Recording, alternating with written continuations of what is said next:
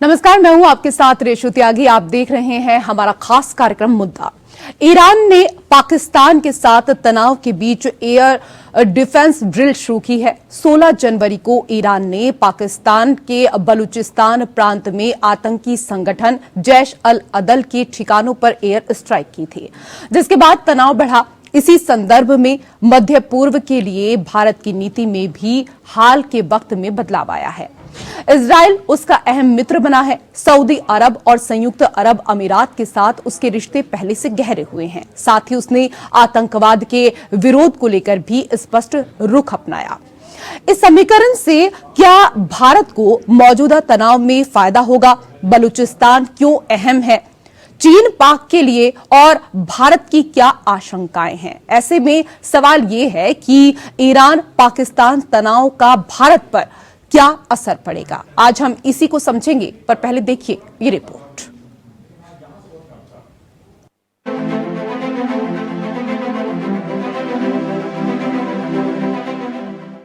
Iran Pakistan के बीच बढ़ते तनाव और युद्ध के गहराने के खतरे से भारत भी सचेत हो गया है। भारत की इस जंग से कई आशंकाएं हैं। लंबे वक्त से भारतीय उपमहाद्वीप और खाड़ी के बीच की भू राजनीति आपस में जुड़ी रही है, लेकिन ईरान और पाकिस्तान के इन हमलों के बाद अब ये दोनों क्षेत्रीय सुरक्षा के लिहाज से एक दूसरे के लिए और अधिक महत्वपूर्ण हो जाएंगे। पहला, जहां ईरान ने पाकिस्तान के बलूचिस्तान हिस्से में सीमा के पास रहने वाले बलोच समुदाय के लोगों को निशाना बनाया है, वहीं पाकिस्तान ने ईरान के सिस्तान बलूचिस्तान प्रांत में इसी समुदाय के लोगों को निशाना बनाया। ईरान और पाकिस्तान दोनों से नाराजगी रखने वाले इस अल्पसंख्यक समुदाय से जुड़े विद्रोही गुट दोनों मुल्कों की सीमा के आर पार फैले हुए हैं। इस हमले ने ये बात सामने ला दी है कि पाकिस्तान की पश्चिमी सीमा में स्थिरता नहीं है। इसने ईरान और पाकिस्तान दोनों की सुरक्षा चिंताओं को बढ़ा दिया है। ये अस्थिरता भारत के लिए भी परेशानी बढ़ाएगी। दूसरा अहम कारक ये भी है कि विद्रोही गुट द्विपक्षीय मुद्दों में तो उलझे हैं ही, बल्कि इस इलाके में ताकत के लिए चल रही अरबों, इजरायलियों और ईरानियों के बीच लड़ाई का भी हिस्सा हैं। ये इलाके जिनमें से कहीं कहीं सरकार की पहुंच है तो कुछ स्वायत्त हैं। नशे का कारोबार, तस्करी और किसी तीसरे के समर्थन से सीमा पार आतंकवाद के पनपने के लिए उपजाऊ जमीन की तरह बन गए हैं। पाकिस्तान भारत को इस मुद्दे में घसीटता रहता है। वो भारत पर बलोच से जुड़े मामलों में हस्तक्षेप का आरोप लगाता है। इस पूरे मामले में एक कारक खुद बलूचिस्तान का पूरा इलाका है, जो खाड़ी देशों और दक्षिण एशिया के बीच अहम कड़ी का काम करता है। इस इलाके में चीन की मौजूदगी भारत के लिए चिंता का विषय है। पाकिस्तान और ईरान का एक दूसरे के इलाकों में हमला करना इस पूरे इलाके के बदलते हालात की तरफ इशारा है। ऐसे में मध्य पूर्व में सुरक्षा को लेकर भारत को भी पहले अपने रुख को बदलने की जरूरत पड़ सकती है।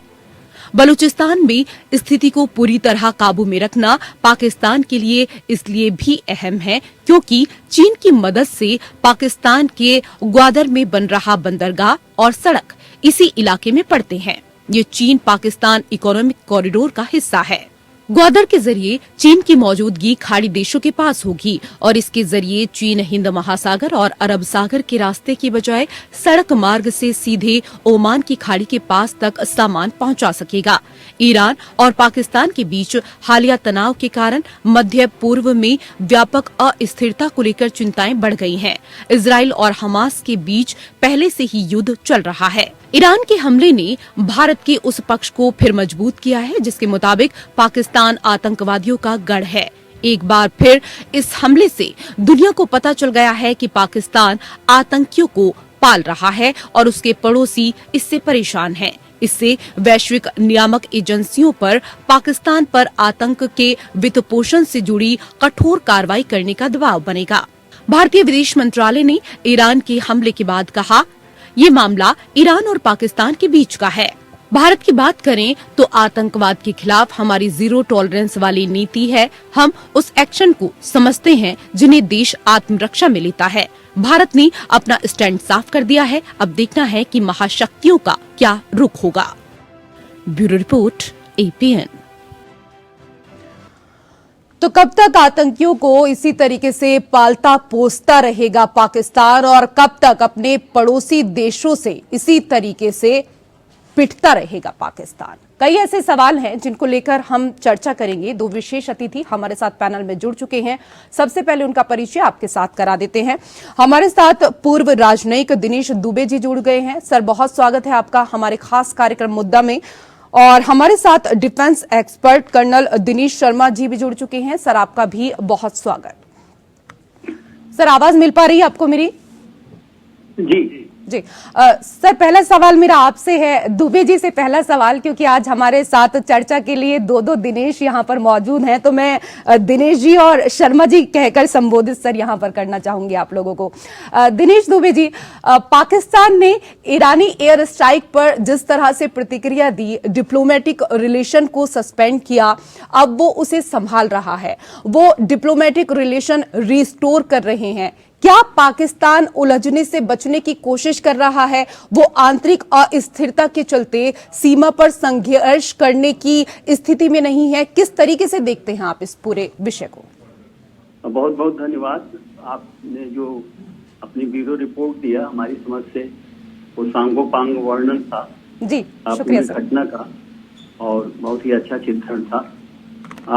एक बात मैं इसमें यहाँ कहना चाहूंगा कि जो कुछ हुआ, ईरान ने हमला किया पाकिस्तान पर, और ये पहली बार हुआ है, ऐसा नहीं कि इसके पहले छिटपुट झड़पें नहीं होती थी, टिकफाट टैग चलता रहता था। कई बार ऐसा हुआ है, जैसा कि आपने खुद बताया कि वो इलाका पूरा बलूचिस्तान का इलाका और सीस्तान का इलाका जो ईरान के हिस्से में आता है, वो थोड़ा अनस्टेबल इलाका है, और उसमें ड्रग ट्रैफिकर्स भी हैं, स्मगलर्स भी हैं, और बहुत सारे इस किस्म के असामाजिक तत्व वहां पर ऑपरेट करते हैं।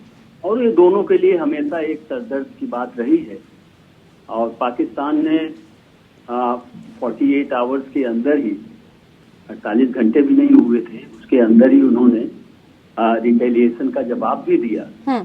ईरान जिसको कह रहा था कि रिटेलिएटरी स्ट्राइक है, और ये पहली बार दरअसल हुआ है, क्योंकि इसके पहले ईरान की ये टिकफाट टैग झड़पें तो चलती थी, लेकिन कभी इस किस्म से नहीं हुआ कि ईरान जो है बाकायदा बैलिस्टिक मिसाइल, ड्रोन्स और हेवी एम्युनिशन के साथ हमला करे पाकिस्तान पर, या उस बॉर्डर के उस इलाके पर, बलूचिस्तान के इलाके पर।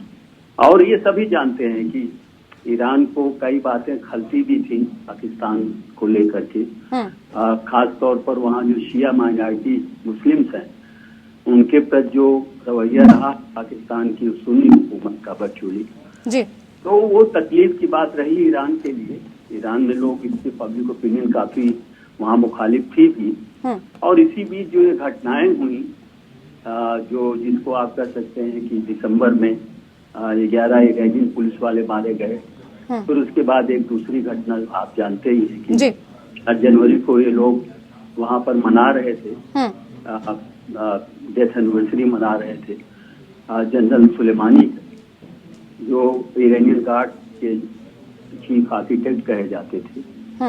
तो उनके उस पे जो है 84 लोग वहां मर गए थे। तो कुल मिलाकर के ये तनातनी का माहौल चल रहा था। लेकिन इसमें जो अभी आपने एक बात कही, और ये बहुत अच्छी बात है, पाकिस्तान दरअसल सारी चीजों के बावजूद पाकिस्तान इस मसले को आगे बढ़ाने में इंटरेस्टेड इसलिए नहीं होगा क्योंकि पाकिस्तान को कहीं से सपोर्ट नहीं मिल रहा है।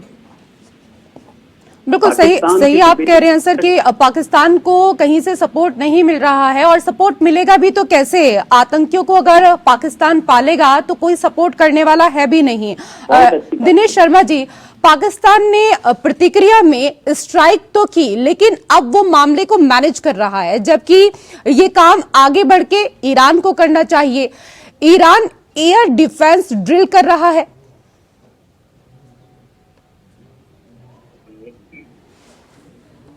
पाकिस्तान ने रिटेलिएट किया, उसके इमीडिएटली जो है 2 कारण हैं।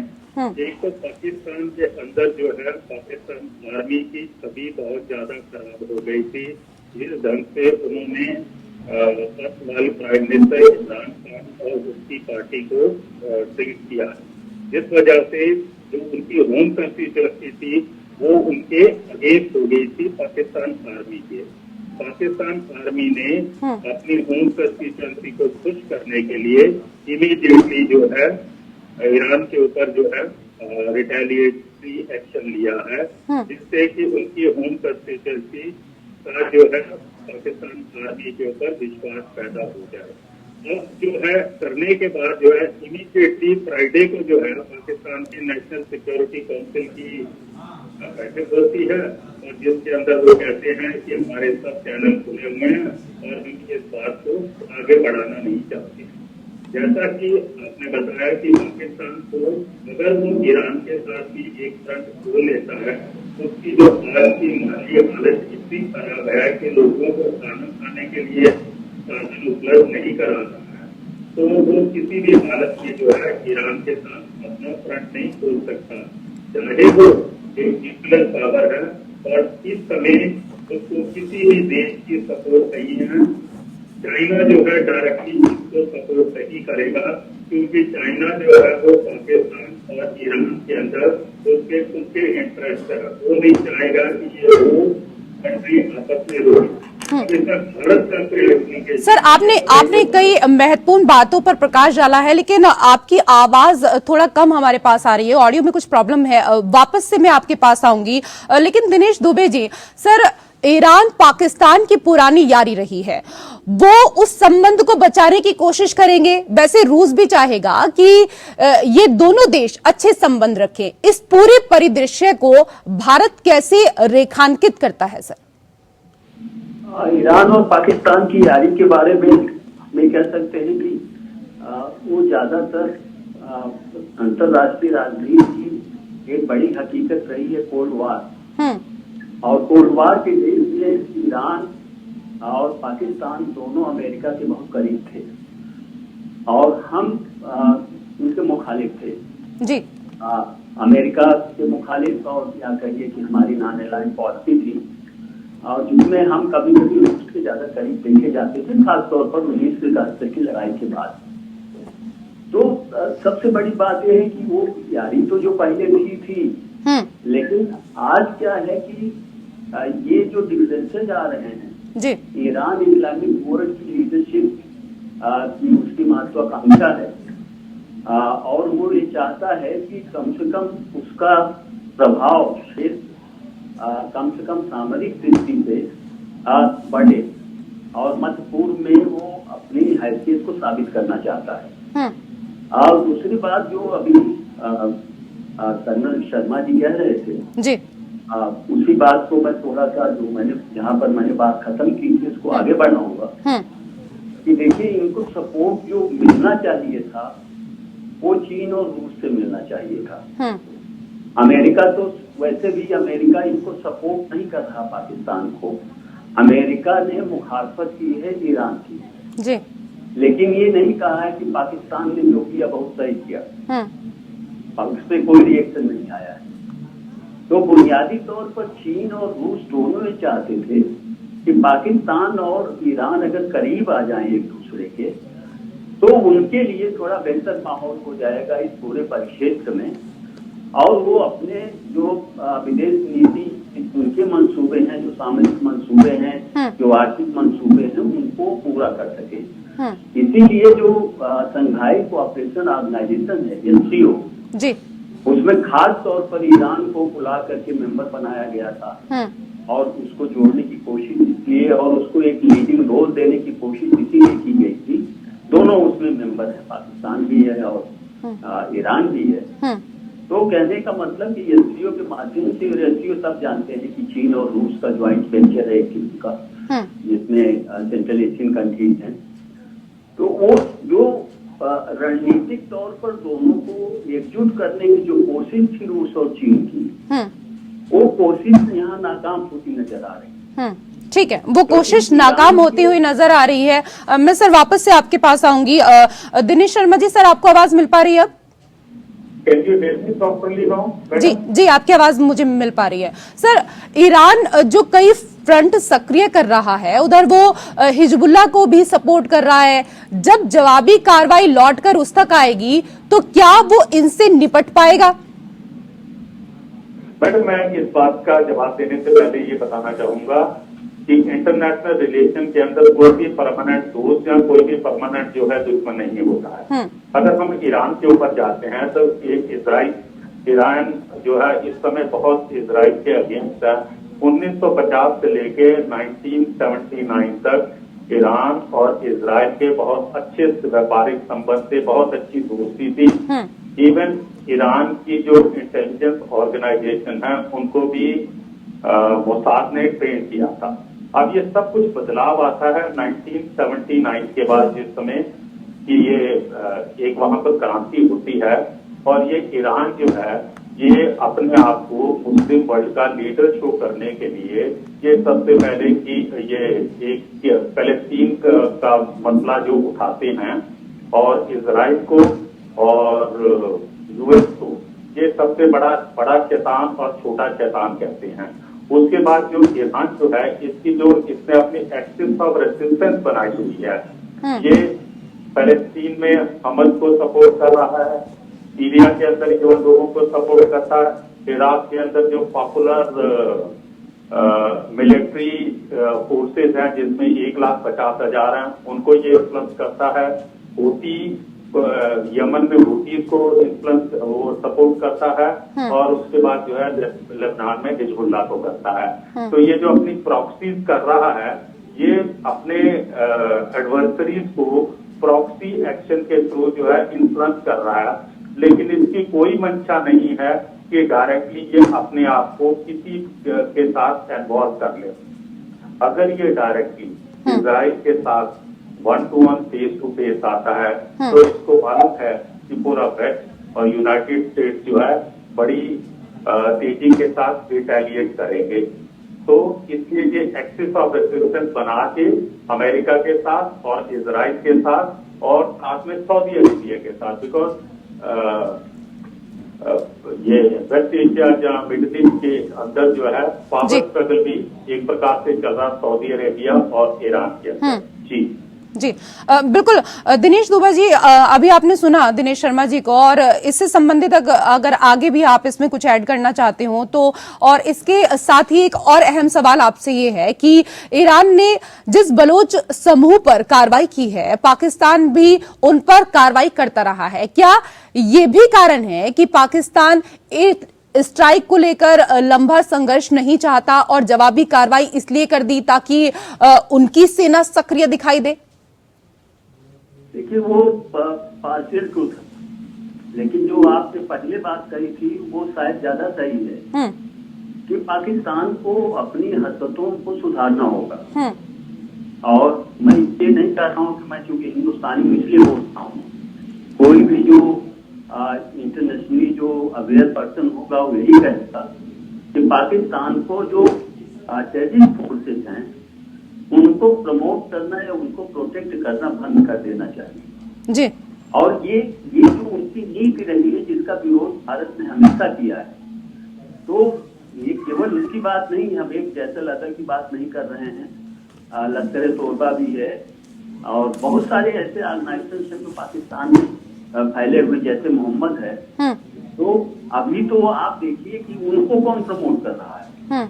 और 2019 में अभी हाल ताजिया, उसके पहले 2016 में हमको ये कार्रवाई करनी पड़ी थी पाकिस्तान के खिलाफ, स्ट्राइक हमको करनी पड़ी थी जी। तो हम तो भुक्तभोगी हैं और हमारी समझ से सारी शक्तियों को कोशिश ये करनी चाहिए कि निश्चित रीति से ये मामला यहीं पर रुकना चाहिए और यूनाइटेड नेशंस को इसमें इंटरफियर करना चाहिए और बड़ी ताकतों को भी कोशिश करना चाहिए। एक अच्छी बात यह है कि क्योंकि रूस और चीन नहीं चाहते इसलिए लड़ाई आगे नहीं बढ़ेगी पाकिस्तान और ईरान के बीच में। लेकिन जो परिक्षेत्र पूरा का पूरा मध्य पूर्व का है, जो मिडिल ईस्ट की बात आप कर रहे थे जी, और अभी जैसा कर्नल साहब भी कह रहे थे कि ये को लेबनान में हिजबुल्लाह है, ईरान सपोर्ट करता है, यमन में हूती ईरान सपोर्ट करता है, इराकी मिलिशिया है, शिया मिलिशिया, ईरान सपोर्ट करता है। सीरिया में मिलिशिया है, ईरान सपोर्ट करता है। और अब ईरान ने पाकिस्तान पर हमला किया, उसी के साथ इराक पे भी किया था और कहा कि साहब यहाँ पर जो है उसका मोसाद का एक वो था, इंफॉर्मेशन सेंटर था, उस पर हमने अटैक किया था। तो ये जो एक नई जो शुरुआत हुई है, इसको रोका जाना चाहिए, क्योंकि लड़ाइयों के मसले में एक बड़ी बात हमेशा याद रखनी चाहिए कि शुरुआत तो हम कर देते हैं, लेकिन उसको रोक पाना फिर हमारे बस की बात नहीं होती, एक मुल्क की बस की बात नहीं होती। उसमें बहुत सारे फैक्टर्स जुड़ जाते हैं, इसलिए बहुत ही सतर्क होकर के इसमें, और जैसा कि उन्होंने बिल्कुल बहुत सारे फैक्टर्स जुड़ जाते हैं और तमाम जनहानि भी इस दौरान होती है जो आम जनता को भुगतनी पड़ती है। बहुत बहुत शुक्रिया आप दोनों मेहमानों का हमारे साथ इस चर्चा में जुड़ने के लिए, और इसी के साथ मुद्दा में मेरे साथ फिलहाल इतना ही। नमस्कार।